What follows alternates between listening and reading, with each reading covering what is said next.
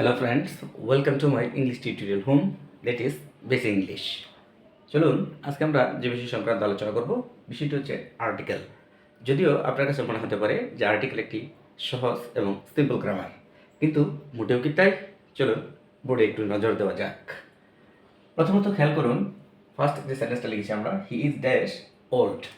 তো আপনার কাছে এখানে তিনটা সলভিং রয়েছে বা তিনটা থিঙ্কিং রয়েছে। প্রথম যে থিঙ্কিংটা সেটা হচ্ছে একেবারে ইজি ওয়ে, যার কারণে আপনি বলবেন যে আর্টিকেল একেবারে সিম্পল বিষয়, যে আপনি বলবেন ও একটি ভয়েল, এই জন্য বসাই দিবেন কি আপনি এন।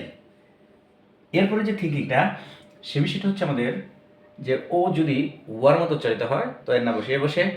সেকেন্ড থিঙ্কিং, যদি ওয়ার মতো উচ্চারণ না হয়ে এর মতো উচ্চারণ হয় তাহলে কি বসবে এন। এবার খেয়াল করি, যেহেতু ওল্ড তো ওর মতো উচ্চারিত হয়েছে, এই জন্য আপনি বসালেন এ।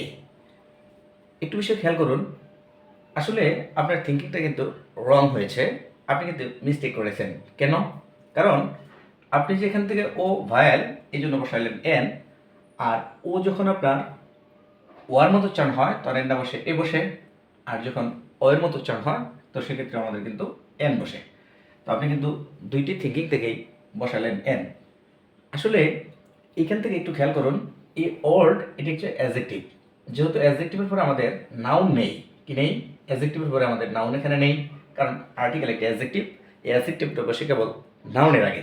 সো এখানে এন কিন্তু আর্টিকেল হবে না, হবে কিন্তু ক্রস। তো দেখুন, সেকেন্ড যে এক্সাম্পলটা লিখেছি আমরা, সেটি হচ্ছে আল্লাহ ইজ ড্যাশ ওয়ান। তো আপনি এখন মনে করবেন ও যদি ভায়াল, তো ভায়াল হলে আপনি কি বসাবেন এন, আর ও যখন যেহেতু ওয়ার মতো উচ্চারিত হয়েছে, সো কিন্তু আপনি এন না বসিয়ে কি বসাবেন এ। আসলে এই দুটি আপনি মিস্টেক করেছেন। কেন নয়? কারণ এই ক্ষেত্রে ওয়ান এটি যে অ্যাডজেক্টিভ, অথবা আপনি ধরুন এটি একটি প্রনাউন, সেক্ষেত্রে আমাদের প্রনাউনের কোনো আর্টিকেল বসে না। Number 3, Messi is dress Argentine. এখন আপনি এটি কিন্তু অ্যাডজেক্টিভ ভেবে আপনি বসাবেন, যেহেতু এ কিন্তু একটি ভায়াল ভেবে আপনি কিন্তু বসাবেন এন। কিন্তু যেহেতু আর্জেন্টিনা এটি একটি নাউন, কিন্তু আর্জেন্টাইন এটি একটি অ্যাডজেক্টিভ, কারণ এই অ্যাডজেক্টিভের পরে আমাদের কি নেই, পরে কিন্তু আমাদের কি নাউন নেই। যেহেতু নাউন নেই, সো আমাদের এখানে এন বসবে না, বসবে কিন্তু cross. Number 4, it is dash black in colour. যেহেতু আপনি ব্ল্যাক এটি অ্যাডজেক্টিভ, এবার কিন্তু আপনি মনে করবেন যে কালার নাউন, কিন্তু আসলে নয়, এখানে রয়েছে একটি প্রেপোজিশন, অ্যাডজেক্টিভের পরে কিন্তু আমাদের নাউন নেই। সো বি মনে করে আপনি কিন্তু কনসোনেন্ট বসাবে, কনসোনেন্ট বি মনে করে আপনি কিন্তু বসিয়ে দেবেন এ, কিন্তু নয়, আমাদের এখানে অ্যান্সার হবে ক্রস, যেহেতু অ্যাডজেক্টিভ পর নাউন নেই। Number 5, this is dash my book. এবার আপনি এম কিন্তু কনসোনেন্ট মনে করে বসিয়ে দেবেন এ, কিন্তু দেখুন এবার এই কারণে বসাবেন যেহেতু বুক হচ্ছে আপনার নাউন, কিন্তু একটু খেয়াল করে দেখুন, এখানে আমরা বসিয়েছি মাই, যে অ্যাডজেক্টিভটি পজিটিভ অ্যাডজেক্টিভ। তো পজিটিভ অ্যাডজেক্টিভের পরে কর্তৃ সম্বন্ধীয় যে কারক রয়েছে, এই পজিটিভ অ্যাডজেক্টিভের পরে কোনো আর্টিকেল বসে না, সো আমাদের অ্যান্সার হবে ক্রস।